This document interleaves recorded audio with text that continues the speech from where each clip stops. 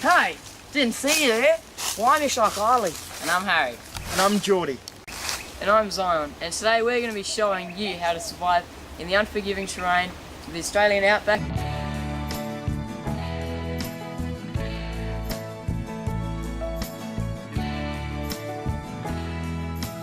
and the neighbouring forests.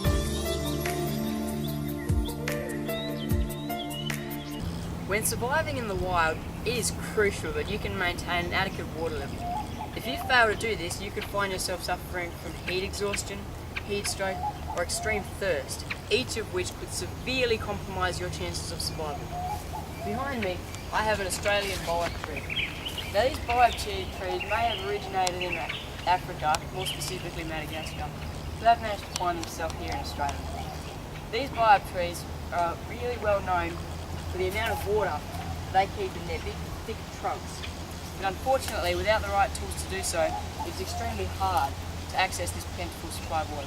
So come with me, and I want to be showing you how to make your own. Here, I've dug a small hole, roughly 15 centimetres across, and about 10 centimetres deep. After you've done this, you're going to want to get a bunch of bright green leaves like this, because the healthier they look, the more water they're going to have along their little veins like this. What you want to do then is methodically place these leaves at the bottom of your pit to minimise the amount of cracks and leaks that are created. So now, after you've placed all your leaves in the bottom of the pit, you want to get yourself a bunch of rocks. Not really big rocks, such as this one here, that are going to take up the majority of the pit. But then again, not ones that are really small like this, that don't really have much surface area to them. Ones that are roughly this size will do just fine. So after you've got yourself a small pile of them, you want to go ahead and place them in the middle of the pit. It doesn't really matter how you place them in there, just as long as they're all somewhere in the middle, it should work fine. Now what these rocks are going to do is the heat that's been stored inside of them from a hot day like this is going to draw the moisture out of the leaves, which will then start to clump around the bottom of the rocks, which will eventually form a small puddle at the bottom of drinkable water. After leaving this over just one night, I can already see that there's heaps of moisture has already begun to clump on the rocks and the leaves that surround. So now what I'm going to do is take these rocks out here, and you can already see that there's a nice little puddle of water down there. Now that water may not look as refreshing as possible, but I can promise you that it is 100% drinkable. So now I'm going to go ahead and take a sip.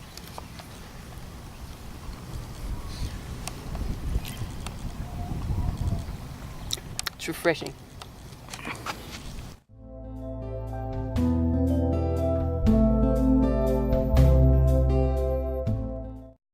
Surviving in the Australian outback, it is essential to keep yourself well nourished and hydrated.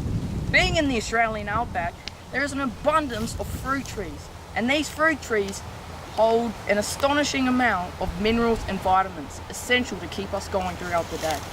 One tree that is extraordinarily abundant in this part of Australia is a sambi, also commonly known as the Ceylon oak. I think I found one right up here.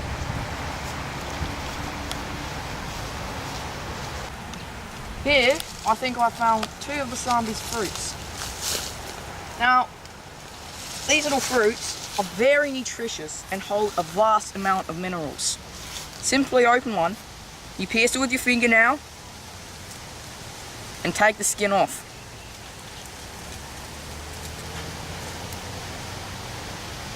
And then simply eat the flesh that is on the inside. It's very nice.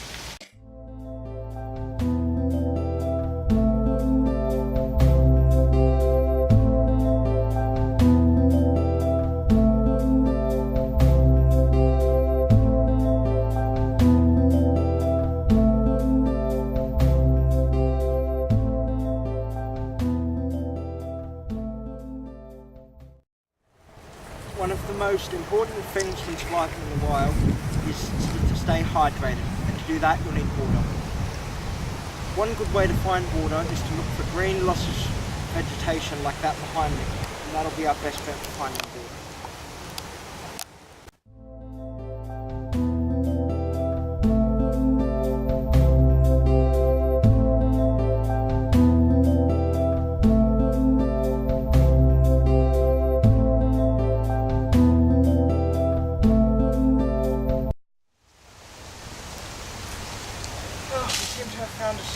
water.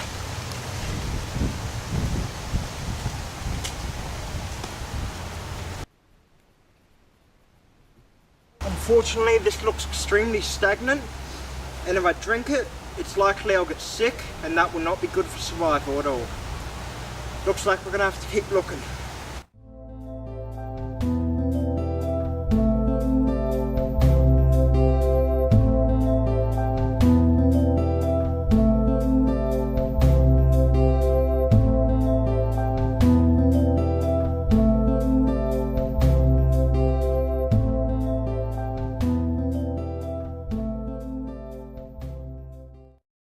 So another fruit that is extremely abundant in Australia is a jumble, commonly known as a guava. Now, as you can see, we've got one right up here, and I'm going to be attempting to get that because they are very nutritious and one of the plants that holds an astonishing amount of vitamin C.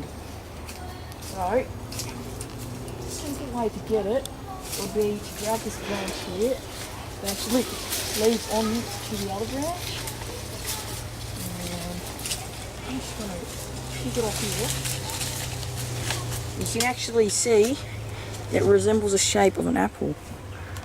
Now, most people believe that for guava to be edible, it has to be yellow or pink. But the truth is, there are different varieties of these, and this one is always green. So I'm going to go and eat this. Very nice.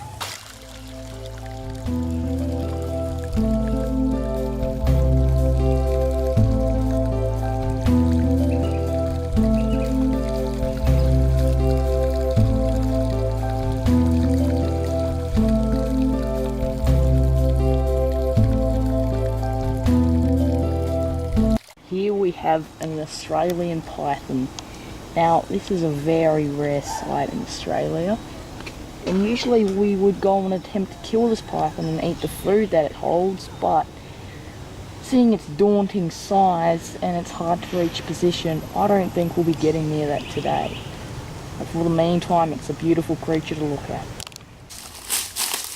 A shelter is a vital and important part of surviving in the wild.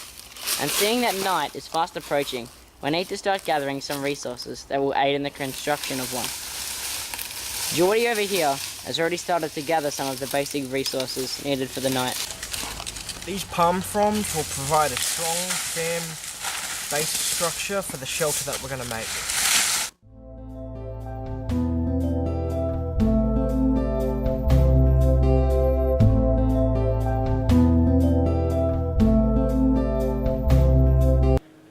The surrounding area is thoroughly surveyed, and soon enough we find a suitable spot for the shelter to be made.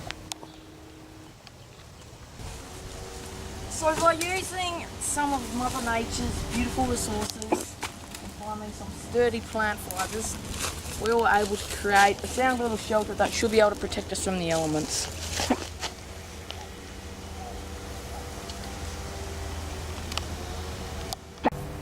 Using the techniques that we've showed you today, you should be able to survive in the Australian outback for a pretty decent amount of time. We hope you enjoyed our survival tips. And please sit back and enjoy the bloopers. Yep. Didn't see. Yep. Hey.